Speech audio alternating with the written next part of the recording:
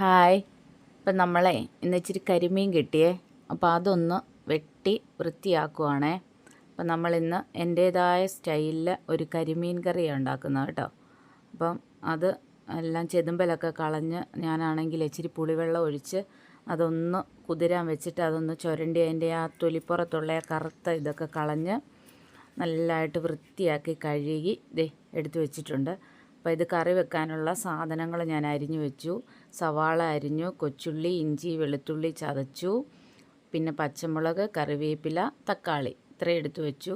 അപ്പോൾ നമ്മുടെ മീനിന് ആവശ്യത്തിനുള്ള മഞ്ഞൾപ്പൊടിയും ഇച്ചിരി ഉപ്പും പിന്നെ ഇച്ചിരി മുളക് പൊടിയും കൂടെ പുരട്ടി നമുക്കൊന്ന് വറുത്തെടുക്കാം. അപ്പോൾ നമ്മൾ ഭയങ്കര ഡ്രൈ ആയിട്ട് അങ്ങ് വറക്കുന്നൊന്നുമില്ല, രണ്ട് വശം ഒന്ന് ജസ്റ്റ് ഒന്ന് വേവിച്ചെടുക്കുന്നേ ഉള്ളൂ. ഞാൻ പറഞ്ഞില്ലേ, ഇത് പൊള്ളിക്കുമല്ല പിന്നെ മപ്പാസും അല്ല. ഇത് ഞാനൊരു സെമി ഗ്രേവിയിലൊരു കറി വെക്കുക. അപ്പം ഞാൻ ആ സമയം കൊണ്ട് ഒരിച്ചിരി വാഴയില കീറി ഒന്ന് വാട്ടിയെടുത്ത് മാറ്റി വെച്ചു. കണ്ടോ, നമ്മുടെ മീൻ ഒരു വശം ആയിട്ടുണ്ട്.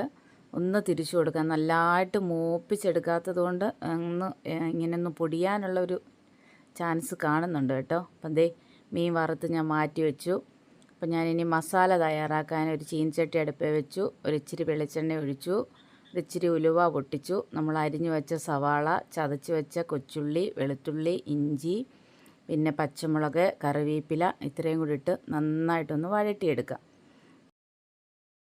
അതൊന്ന് മൂത്ത് വരുമ്പോൾ നമുക്ക് മഞ്ഞൾപ്പൊടിയും ആവശ്യത്തിനുള്ള ഉപ്പും കൂടി ഇട്ട് നമുക്ക് നന്നായിട്ടൊന്നുകൂടെ ഒന്ന് വഴറ്റി തക്കാളിയും കൂടി ഇട്ട് തക്കാളി നല്ലതായിട്ട് അങ്ങോട്ട് വെന്ത് ഉടഞ്ഞ് വരുന്നിടം വരെ നമുക്ക് വഴറ്റി കൊടുക്കാം. അപ്പോൾ അത് വഴണ്ടു. ഞാനപ്പോൾ ഒരു 2-3 സ്പൂണ് മുളക് പൊടി, 1 സ്പൂണ് മല്ലിപ്പൊടി, ഒരിച്ചിരി കുരുമുളക് പൊടിയും കൂടി ഇട്ട് കുഞ്ഞുങ്ങൾക്ക് കൊടുക്കേണ്ടിയിട്ട് ഞാൻ ഒത്തിരി അങ്ങോട്ട് എരിയിട്ടില്ല.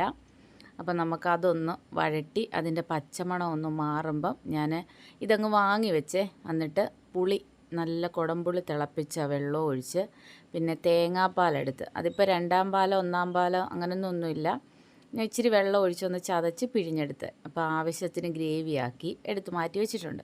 അപ്പോൾ ഞാനൊരു ചട്ടി എടുത്ത് അതിനകത്തോടെ ഇച്ചിരി വെളിച്ചെണ്ണ ഒഴിച്ചിട്ട് നമ്മൾ ഈ ഗ്രേവിയാക്കിയില്ലേ അത് കുറച്ചങ്ങോട്ട് ഒഴിച്ചു കൊടുക്കുക. എന്നിട്ട് നമ്മൾ വറുത്ത് വെച്ച് ആ മീൻ പൊടിയാതെടുത്ത് ഓരോന്ന് ഈ ഗ്രേവിയിലോട്ട് അങ്ങോട്ട് നിരത്തി അങ്ങോട്ട് വെക്കാം. അപ്പോൾ എല്ലാ മീനും ഞാൻ ഇതുപോലെ നിരത്തി അങ്ങോട്ട് വെക്കട്ടെ. വെച്ചിട്ട് നമുക്ക് ഈ മീനിൻ്റെ മുകളിലോട്ട് ബാക്കി വന്ന മസാലയും കൂടെ അങ്ങോട്ട് ഒഴിച്ചു കൊടുക്കാം. ഒഴിച്ചു കൊടുത്തിട്ട് നമ്മൾ ആ വാട്ടി വെച്ചില്ലേ, ആ വാട്ടി വെച്ച ഇല വെച്ചടച്ച് നമുക്ക് ചെറിയ തീയിൽ വറ്റിച്ചെടുക്കാം. അപ്പോൾ ഇനി ഇളക്കത്ത് ഒന്നുമില്ല, നല്ലതായിട്ട് വറ്റി വന്നിട്ടുണ്ട് നമ്മുടെ മീൻകറി. ഉപ്പും പുളിയൊക്കെ പാകമാൻ ഞാൻ നോക്കി. അപ്പോൾ എല്ലാവർക്കും എൻ്റെ വീഡിയോ ഇഷ്ടപ്പെട്ടെന്ന് വിചാരിക്കുന്നു. വേറൊരു വീഡിയോ ആയിട്ട് എളുപ്പം വരാം. Okay, thank you.